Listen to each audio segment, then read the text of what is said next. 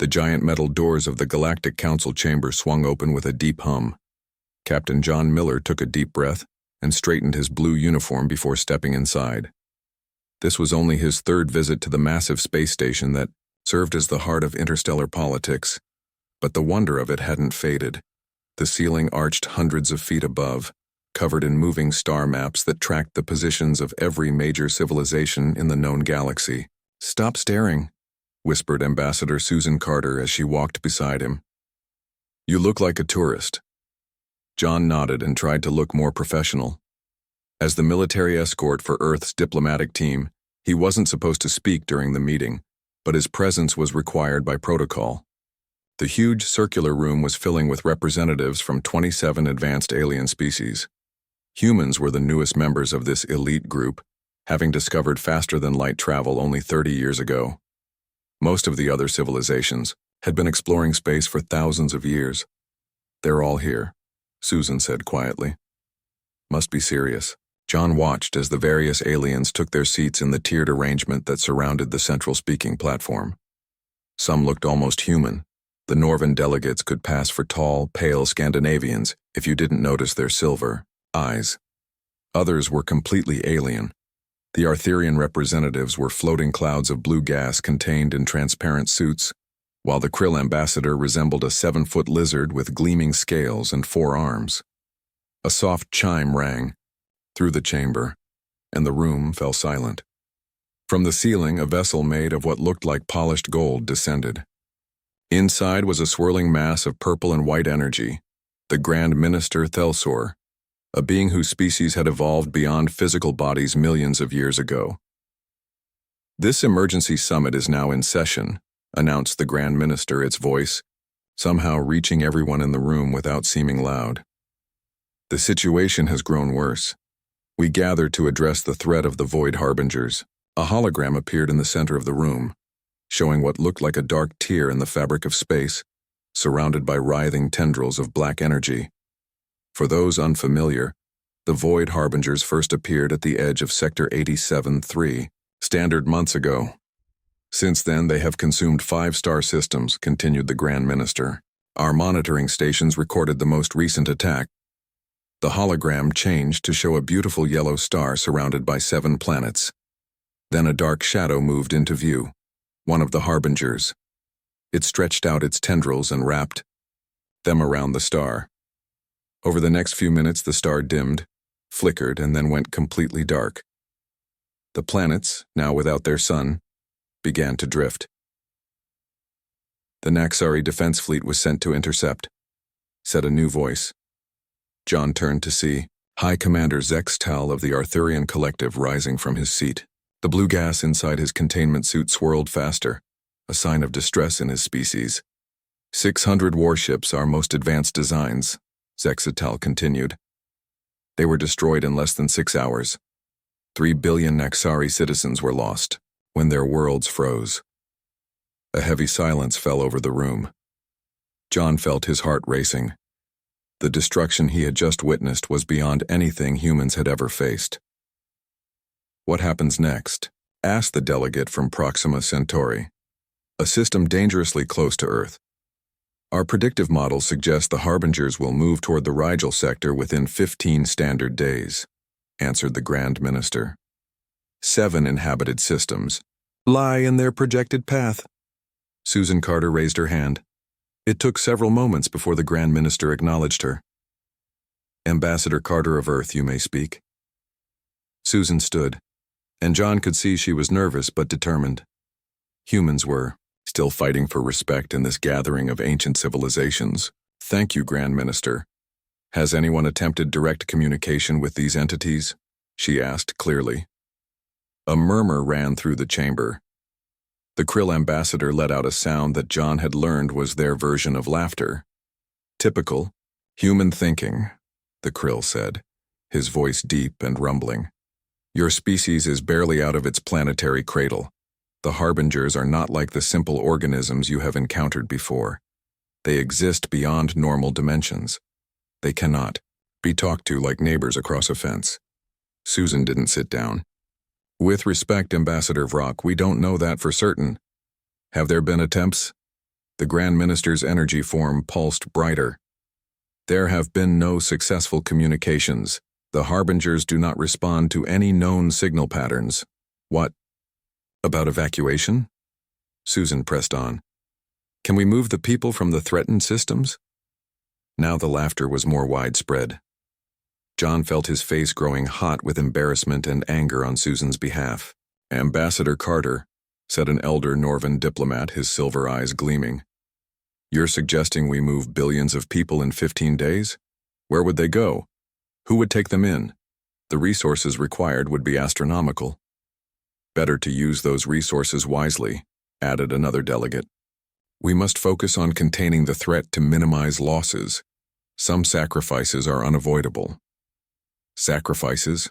John said before he could stop himself, breaking protocol. All eyes turned to him, and Susan shot him a warning glance. The Grand Minister floated closer. You are Captain Miller, are you not? Military escort to the Earth delegation? Yes, Grand Minister. You disapprove of our approach?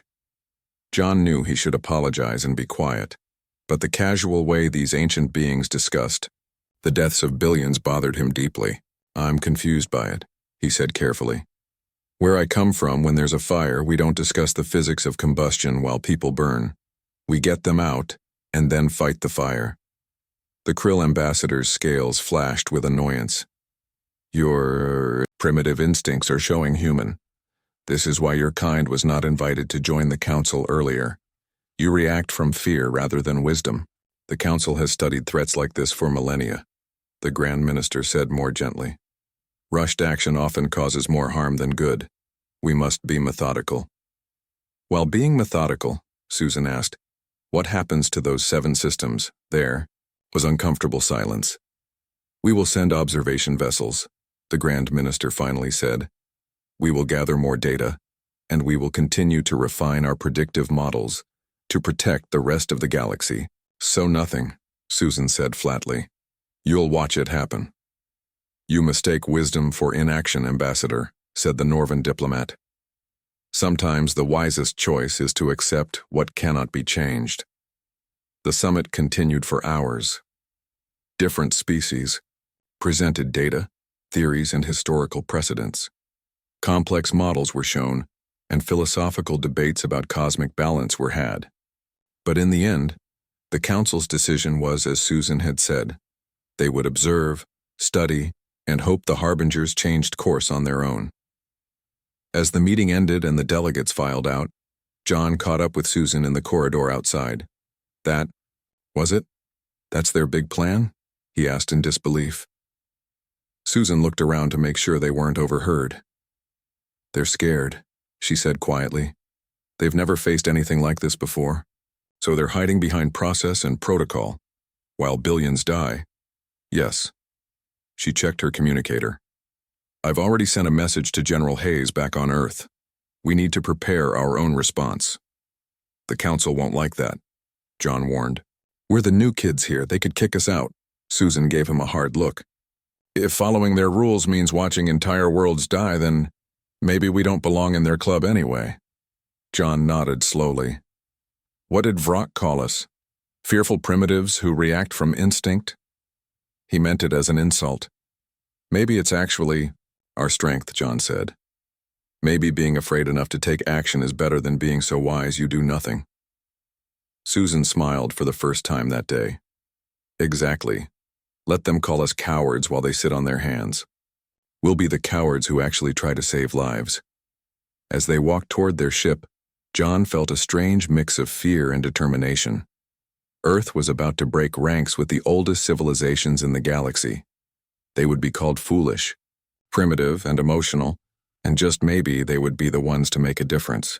General Laura Hayes stood at the front of the meeting room deep inside Earth Defense Headquarters. The windowless space was buried 300 feet underground, safe from prying eyes and scanning technology. 12 people sat around the oval table, each chosen for their skills and their ability to keep secrets. Thank you all for coming on such short notice, Laura said. She was a tall woman with gray-streaked black hair tied back in a tight bun. After 30 years in the military, she didn't waste time with small talk. Ambassador Carter and Captain Miller will be joining us from their return flight shortly. She pressed a button on the table, and a hologram appeared in the center of the room. It showed the same dark, twisted shape that the Galactic Council had displayed, a void harbinger. 3 days ago, our representatives attended an emergency summit about these entities. The short version is that the Council has chosen to do nothing but watch as these things destroy populated star systems. Dr. Alan Morris raised his hand. He was a small man with round glasses and nervous hands, but his mind was among the sharpest on Earth when it came to understanding alien life. General, I've read the report from Captain Miller, but I'm confused. The Council has existed for over 10,000 years. They must have a reason for their approach. Laura nodded. They believe action is futile, that attempting to fight or communicate with the Harbingers would waste resources better spent on studying them. And evacuation? Asked Commander Diane Phillips, a tough, compact woman who headed Earth's tactical operations. Deemed too difficult and too disruptive, Laura answered. The Council seems to think some losses are acceptable. The room fell silent as everyone processed this information. On the wall screen, a connection request flashed. Laura accepted it, and the faces of Ambassador Carter and Captain Miller appeared. Sorry we're late, Susan said. Our ship just cleared, the Jupiter checkpoint. You haven't missed anything important, Laura assured them. I was just explaining the Council's position. John Miller's face hardened on the screen. Their position is to stand back and watch billions die. Which is why we're here, Laura continued. Earth's government has made a decision. We cannot and will not accept the Council's approach. We're going to take action with or without their approval. She touched the table again, and the hologram changed to show a star map with several highlighted points. This is Operation Silent Hope. It will proceed in 3 phases. Dr. Morris, please explain Phase 1. Alan stood up nervously. The Council knows a lot about the Harbinger's movements, but almost nothing about their actual nature. They've never gotten close enough for proper readings. Our first step is to send stealth observation ships to gather real data. Won't the Council detect our ships? Someone asked. Not if we're careful, Diane answered. We've been developing stealth technology that even the Norvan sensors can't detect. It wasn't ready to announce to the Council yet, but it's ready to use. Phase 2, Laura continued, will depend on what we learn. Dr. Morris believes the Harbingers may not be the mindless destroyers the Council assumes them to be. Alan nodded eagerly. Even from the limited data we have, I can see patterns in their movements. They avoid certain types of stars and certain radiation fields. That suggests awareness and preference, possibly even intelligence. If they're intelligent, Susan added from the screen, we might be able to communicate. If not, we might at least find a weakness we can exploit. And Phase 3? Asked an engineer sitting at the far end of the table. Action, Laura said simply. Either communication, defense, or both. We'll have 14 days to implement before the Harbingers reach Rigel sector. The room buzzed with quiet conversation as the team discussed the challenges ahead. Laura let them talk for a minute before raising her hand for silence. I need to be clear about something, she said in a serious tone. This operation violates Council protocols. Earth has been a member for less than a decade. If we're caught interfering, the punishment could be severe, possibly even expulsion. Captain Miller spoke up from the screen. The Council already looks down on us. They think we're primitive and fearful compared to their ancient wisdom. They're not wrong about the fear part, Laura admitted. We are afraid of sitting back while billions die. Afraid of accepting destruction when we could try to prevent it. They see that fear as a weakness. I see it as our greatest strength. She looked around the room, meeting each person's eyes. Fear keeps us alert. Fear makes us act. And right now, fear might be the only thing that saves those 7 star systems. One of the scientists raised his hand. General, what if we fail? What if we make things worse? Laura didn't hesitate. Then we fail trying. I can live with that. I can't live with doing nothing. The room fell silent again, but this time it was different. There was energy in the air, a sense of purpose. Ambassador Carter and Captain Miller will return to the council as normal, keeping up appearances, Laura explained. Meanwhile, we'll begin launching our stealth vessels tonight. Dr. Morris will head the research team analyzing the data. Commander Phillips will prepare our response options based on those findings. She looked at the faces around her, some nervous, some determined, all committed. The council calls this wisdom, she said quietly.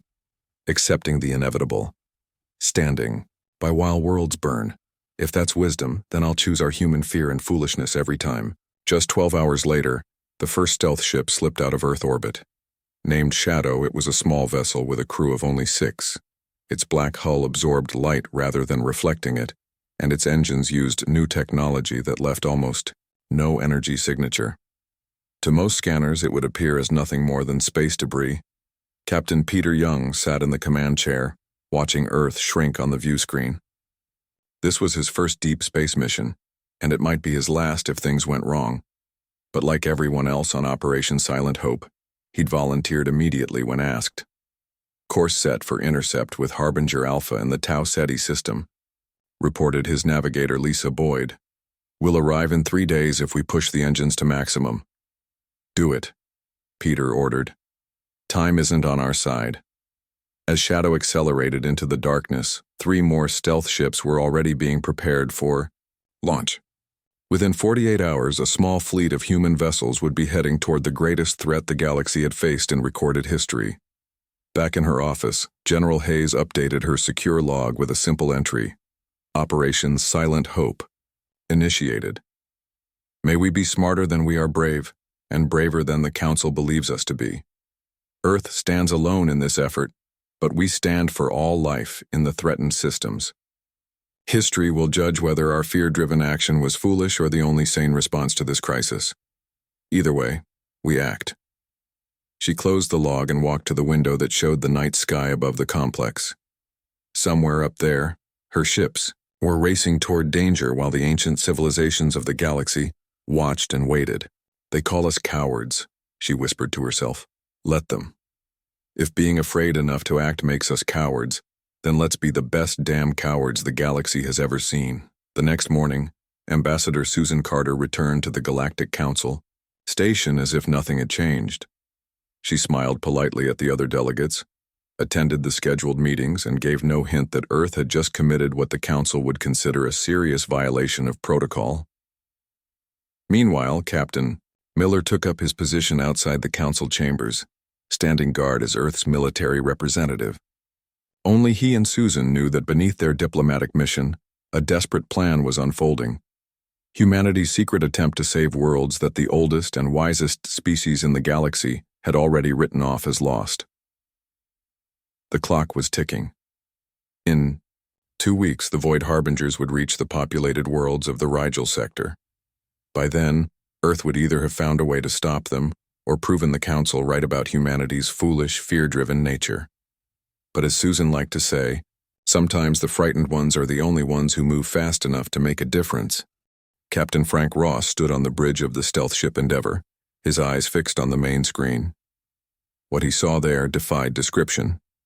The Void Harbinger filled the display, a massive tear in the fabric of space itself, surrounded by writhing tendrils of dark energy. The ship maintained a safe distance, hidden behind the small moon of an outer planet in the Proxima system. Sensors are recording everything, said Lieutenant Maria Garcia from her station. Her fingers moved quickly over the control panel. But we can't get much closer without risking detection. Frank nodded. Hold position here. How are the other ships doing? Shadow and Nighthawk are in position on the far side of the system. Spectre is monitoring from the asteroid belt, Maria reported, all maintaining stealth protocols. For 3 weeks, the small fleet of human vessels had been following the Harbingers, gathering data that no other species had bothered to collect. 4 ships, 24 brave crew members, risking everything against the Council's orders. Captain, called out Chief Science Officer Paul Williams from his station. I'm seeing something interesting in the energy patterns. The Harbinger isn't just destroying randomly, it's feeding, but in a specific way. Frank moved to look over. Paul's shoulder at the complex readings on his screen. What do you mean? It's absorbing stellar energy, but it's avoiding certain radiation types. And look at its movement pattern. Paul pointed to a chart showing the Harbinger's path through the system. It's not efficient if destruction is the goal. It's more like, it's being careful. Frank's communicator beeped. He answered to find Dr. Alan Morris calling from Earth. Captain Ross, we've analyzed your latest data packet, the scientist said excitedly. We think we've figured something out. The Harbingers aren't attacking at all. Tell that to the destroyed systems, Frank replied. No, listen, Alan insisted. Their movement patterns, energy absorption rates, the way they react to different stellar types, it all points to one conclusion. They're running from something. They're consuming energy to sustain their flight. Frank looked back at the screen showing the massive entity. Running from what? We don't know yet. Something at the galactic core, we think. Something they've been fleeing for possibly millions of years. Frank thought about this. If they're running, not attacking, then maybe we can communicate, Alan finished for him. That's why I'm calling. General Hayes has approved the next phase. We're sending you the communication protocols now. Frank returned to his command chair, his mind racing. If the doctor was right, this changed everything. These weren't mindless destroyers. They were refugees, ancient beings fleeing from some unknown threat. Paul, we're receiving new instructions from Earth. Prepare the special probes for launch. The communication ones? Paul asked, surprised. Are we really going to try to talk to that thing? That's the plan. Frank took a deep breath. Humanity's typical foolishness, according to the Council. But if Dr. Morris is right, we might be the first species to actually understand what the Harbingers are. Over the next few hours, the crew prepared the specially designed probes. Unlike standard equipment, these had been built based on the team's theories about the Harbinger's nature. They would broadcast a simple mathematical message, a pattern that might be recognized by any intelligent entity, regardless of its form. Probes. Ready for deployment, Paul announced finally. Frank looked around at his crew. Everyone was tense, knowing they were about to do something unprecedented. Launch the probes, he ordered. 3 small devices shot out from the Endeavour, quickly positioning themselves in a triangle formation between the ship and the Harbinger. They began to broadcast their message. We recognize your existence. We understand your movement. We offer assistance. There are alternatives to destruction. The message was repeated in mathematical sequences, energy pulses, and simple binary code, anything that might be understood by a non-physical intelligence. For several long minutes, nothing happened. The bridge crew hardly dared to breathe. Then the Harbinger paused. Its swirling mass of dark energy seemed to stabilize, the wild tendrils slowing their constant movement. It's responding to the probes, Maria whispered, as if afraid the entity might hear her. It's investigating them. Are we in danger? Frank asked. Paul checked his readings. I don't think so. Its energy signature is shifting, but not in an aggressive way. It's more like curiosity. Suddenly, all 3 probes lit up with incoming data. We're receiving a transmission, Paul exclaimed. It's not language as we understand it, but there's definitely organized information being sent back to us. Record everything and send it to Earth immediately, Frank ordered. His heart was pounding in his chest. They had done it. Made first. Contact with an entity that the oldest species in the galaxy had written off as mindless. Back on Earth, Dr. Morris's team worked around the clock to interpret the signals. General Hayes personally oversaw the operation, understanding its importance. They're ancient, Alan explained, his eyes red from lack of sleep but bright with excitement. Perhaps the oldest sentient beings in the galaxy. According to our preliminary translations, they've been running for millions of years from a threat at the galactic core. What kind of threat? General Hayes asked. Alan spread his hands. Something even they fear. They call it the Devourer of Light. It seems to be some kind of predator that hunts beings like the Harbingers. And the destruction of star systems? A feeding pattern, Alan said sadly. They don't understand the concept of planets supporting life as we do. They perceive stars as isolated energy sources. They've been starving, weakened from their endless flight. Hayes nodded slowly, taking it all in. Can we help them without sacrificing populated systems? We think so, Alan replied. We're working on a plan for directed energy networks, basically creating paths of sustainable energy that could feed the Harbingers without requiring the destruction of inhabited systems. Within days, the plan was formed. It was risky and untested, but it offered hope where the Council had seen none. When Ambassador Susan Carter presented it at the emergency session of the Galactic Council, the reaction was predictably dismissive. Preposterous, declared the Krill ambassador, his scales flashing with anger. You would communicate with these monsters? Feed them? This is the panicked reaction of a primitive species unable to accept cosmic realities. Susan stood at the center of the council chamber, facing the skeptical faces of the galaxy's oldest civilizations. Captain Miller stood nearby, watching the proceedings with increasing frustration. We've made contact, Susan said firmly. We've established communication. While you've been accepting cosmic realities, we've been changing them. The Grand Minister's energy form pulsed brightly. Your species acts from fear, Ambassador Carter.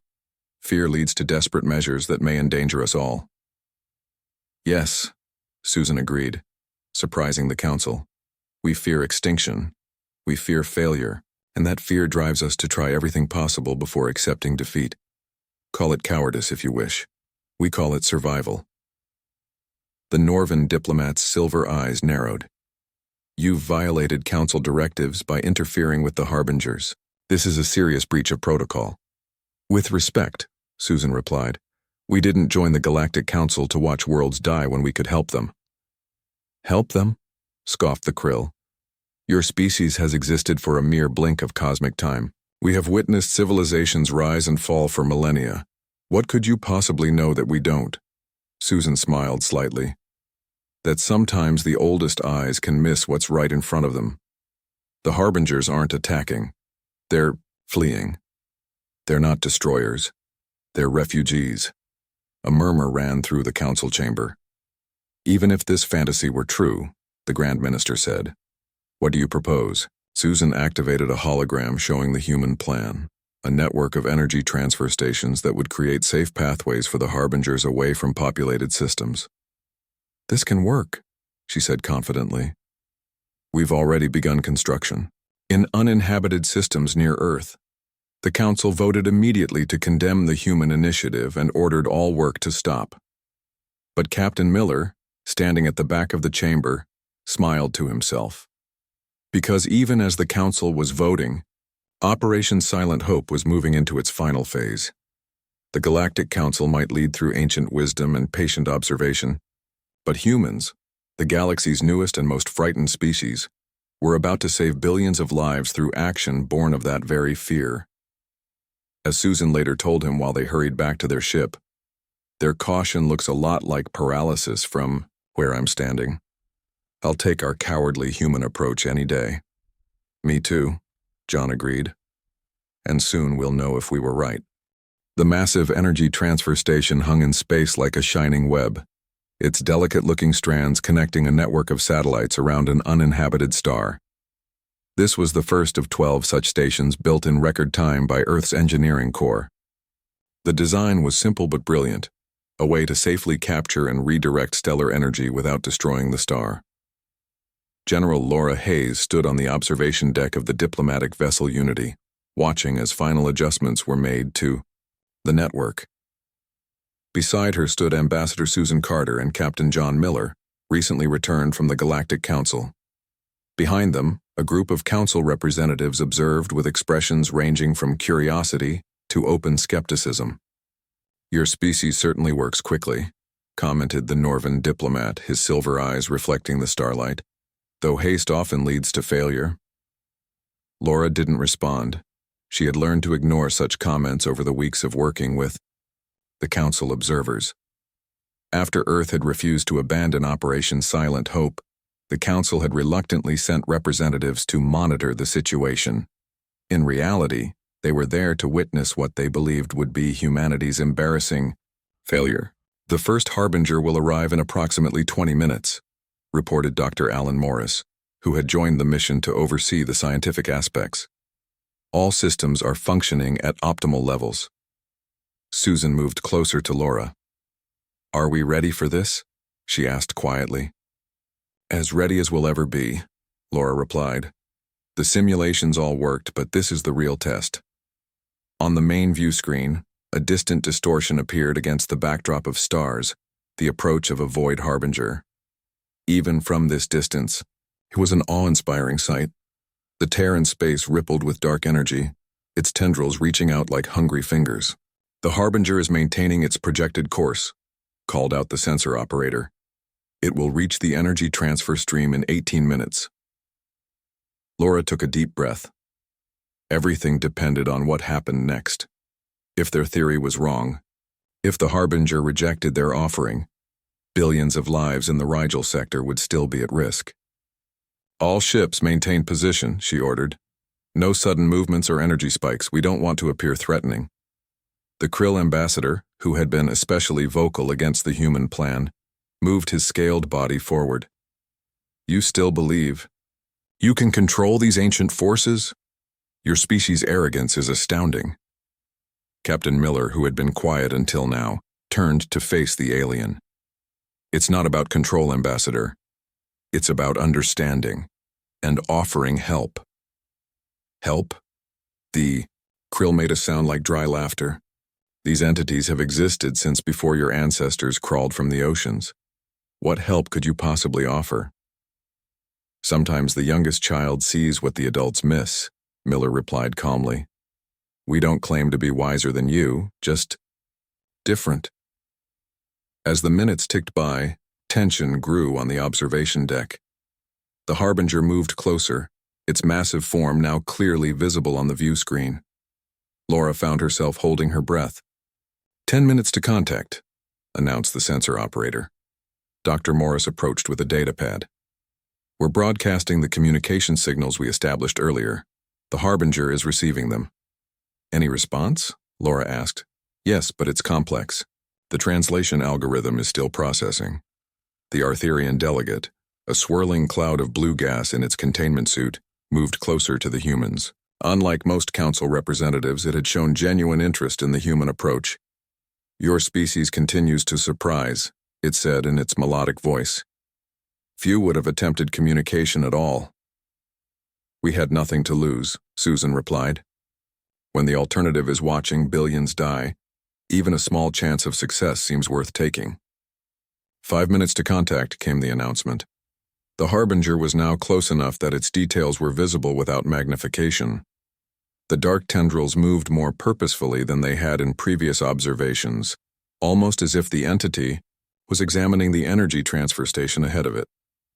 "We're receiving more complex signals," Dr. Morris reported excitedly. I think it's asking questions about the energy pathway. Can you respond?" Laura asked. "Yes, the translation is working. We're explaining that the pathway is designed for it to feed without harming inhabited systems." The Krill ambassador made a dismissive gesture. "It cannot understand such concepts. You attribute intelligence where there is only instinct." As if in direct challenge to his words, the harbinger suddenly altered its approach. Instead of moving directly toward the star as it had done in previous systems, it aligned itself with the entry point of the energy transfer stream. 2 minutes. To contact, the sensor operator said, her voice betraying her nervousness. Everyone on the observation deck fell silent, all eyes fixed on the view screen. This was the moment of truth, the culmination of humanity's desperate gamble. The harbinger reached the entry point of the energy stream. For a breathless moment it hovered there, its dark mass rippling. Then, slowly, it extended a tendril into the stream. The energy flowed through the tendril, and the harbinger's form seemed to pulse in response. "It's testing it," whispered Dr. Morris. Another tendril extended into the stream, then another. The harbinger's form began to stabilize, the wild movement of its mass becoming more controlled. "Energy absorption is steady," reported the engineer monitoring the station. "The transfer is working exactly as designed." Laura felt a smile spreading across her face. "It's feeding without destruction." The Norvan diplomat made a sound of surprise. "Impossible." "Not impossible," Susan replied quietly. "Just previously unattempted." Over the next hour, the Harbinger fully connected to the energy stream. As it fed, its form changed subtly, becoming more defined and less chaotic. More data flowed between the entity and the human ships, communication growing clearer with each exchange. "It's grateful," Dr. Morris said, looking up from his translations. "At least that's the closest human concept. It says it has been starving, for millennia, forced to consume stars to sustain its flight." "Flight from what?" asked the Arthurian delegate. "Something it calls the consumer of worlds, a predator that hunts beings like the Harbingers. They've been running for so long they forgot there might be other ways to survive." The Krill ambassador's scales had lost some of their bright color. "If what you say is true, these beings are refugees, not destroyers." "That's what we've been trying to tell you," Captain Miller said. "They never meant to harm anyone, they simply didn't understand that stars supported life." As the day progressed, more data came in from the other transfer stations. All reported successful connections with approaching Harbingers. None of the entities had rejected the offered energy, and all had altered their paths to follow the new routes away from populated systems. 3 days later, a special session of the Galactic Council was called. The Grand Chamber was filled to capacity as representatives from all member species gathered to discuss the human initiative. Grand Minister Thelsor's energy form glowed brightly at the center of the chamber. "We have witnessed something unprecedented in recent days. When faced with what appeared to be inevitable destruction, the humans chose action over acceptance, communication over containment." Laura, Susan, and John sat together in Earth's section, listening as the Grand Minister continued. "What we dismissed as primitive fear response has revealed itself as something else entirely. The human concept of courage has been illuminating."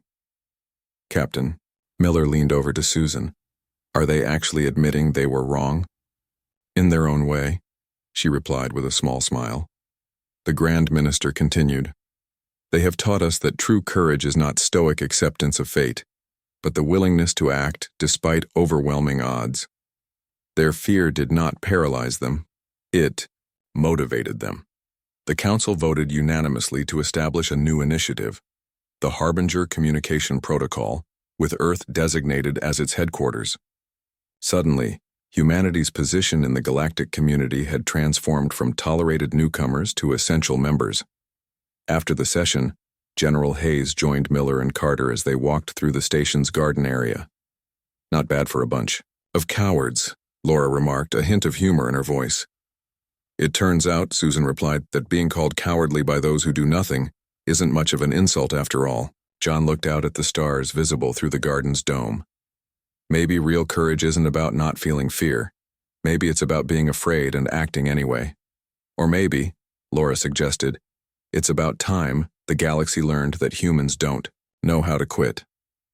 And thank goodness for that." As news spread throughout Earth's colonies, humanity embraced their new reputation. They were the species who feared enough to act, who cared enough to try, who refused to accept extinction with dignified resignation. They were the cowards who saved the galaxy, and no one was calling them that anymore. The end.